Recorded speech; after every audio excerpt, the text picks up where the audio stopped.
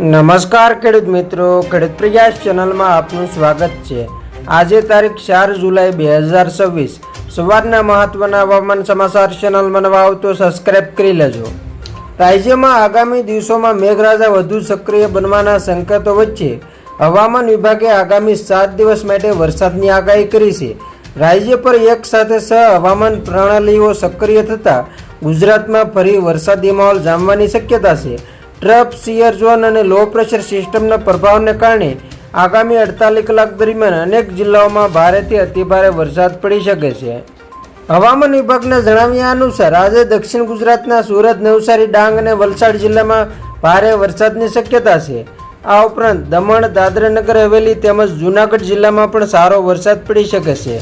અમરેલી, ગીર સોમનાથ અને દીવમાં અત્યંત ભારે વરસાદની આગાહી કરવામાં આવી છે। મધ્ય અને પૂર્વ ગુજરાતના અરવલ્લી, દાહોદ, વડોદરા અને છોટાઉદેપુર જિલ્લામાં પણ ભારે વરસાદની સંભાવના વ્યક્ત કરવામાં આવી છે। નર્મદા, ભરૂચ, રાજકોટ, પોરબંદર અને ભાવનગર જિલ્લામાં પણ વરસાદી માહોલ રહેવાની શક્યતા છે।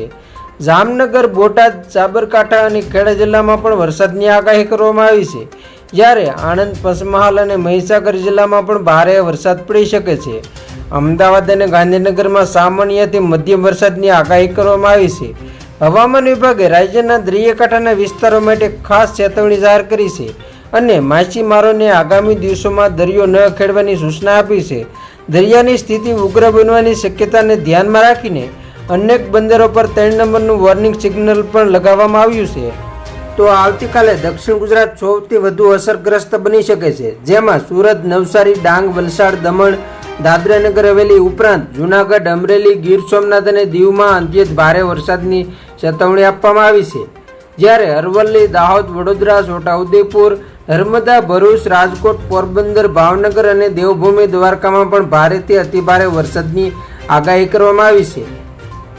જામનગર, બોટાદ, સાબરકાંઠા, ખેડા, આણંદ, પંચમહાલ અને મહીસાગરમાં ભારે વરસાદ પડી શકે છે, જ્યારે અમદાવાદ અને ગાંધીનગરમાં પણ સામાન્યથી મધ્યમ વરસાદની શક્યતા વ્યક્ત કરવામાં આવી છે। બીજી તરફ દેવભૂમિ દ્વારકા, બનાસકાંઠા, પાટણ અને જામનગર જિલ્લામાં યલો એલર્ટ જાહેર કરવામાં આવ્યું છે। હવામાન આગાહીકાર અંબાલાલ પટેલે પણ આગામી 48 કલાક લઈને ચેતવણી આપી છે। તેમના જણાવ્યા પ્રમાણે અમદાવાદ, ગાંધીનગર, વડોદરા, મહીસાગર, પંચમહાલ સહિત દક્ષિણ ગુજરાતમાં ભારે વરસાદ પડી શકે છે। 8 અને 9 જુલાઈએ બંગાળના ઉપસાગરમાં નવી સિસ્ટમ બનવાની શક્યતા પણ વ્યક્ત કરવામાં આવી છે, જે ગુજરાતમાં વરસાદનો વધુ એક રાઉન્ડ લાવી શકે છે। રાજ્યમાં છેલ્લા 24 કલાક દરમિયાન મેઘરાજાએ જાણે આકાશી આફત વરસાવી હોય તેમ રાજ્યના 172 તાલુકામાં ધોધમાર વરસાદ પડ્યો છે। ખાસ કરીને સૌરાષ્ટ્રના જૂનાગઢ અને ગીર સોમનાથ જિલ્લામાં વરસાદનું તાંડવ જોવા મળ્યું છે, જ્યારે ઉત્તર ગુજરાતના મહેસાણામાં પણ મેઘરાજાની તોફાની એન્ટ્રીથી જનજીવન અસ્તવ્યસ્ત થઈ ગયું છે। સૌથી વધુ જૂનાગઢના માંગરોળમાં 13 વરસાદ નોંધાયો છે। ગીર સોમનાથના સૂત્રાપાડામાં 12.36 ઇંચ વરસાદ પડ્યો છે। જૂનાગઢના કેશોદ તાલુકામાં 11 ઇંચ જેટલો વરસાદ નોંધાતા ચારે બાજુ પાણી ભરાઈ ગયા છે। પાટણ અને વેરાવળમાં પણ 10 ઇંચ સુધીનો વરસાદ નોંધાયો છે। જૂનાગઢના માળિયા, આટીના અને માણાવદરમાં 9 ઇંચ જેટલો વરસાદ પડ્યો છે। મહેસાણાના કડીમાં પણ 9 ઇંચ વરસાદ, જામનગરના જામજોધપુર તાલુકામાં 7 ઇંચ વરસાદ અને ગીર સોમનાથના કોડીનાર અને પોરબંદરના કુતિયાણામાં 6 ઇંચ જેટલો વરસાદ પડ્યો છે। આજે પણ 19 જિલ્લામાં ભારેથી અતિભારે વરસાદની આગાહી કરવામાં આવી છે। 5 જિલ્લામાં રેડ અને 7 જિલ્લામાં ઓરેન્જ એલર્ટ જાહેર કરાયું છે। રાજ્ય પર એક સાથે 5 સિસ્ટમ સક્રિય થતા ભારેથી અતિભારે વરસાદની શક્યતા વ્યક્ત કરવામાં આવી છે। તો ખેડૂત મિત્રો, આ હતા સવારના મહત્વના હવામાન સમાચાર।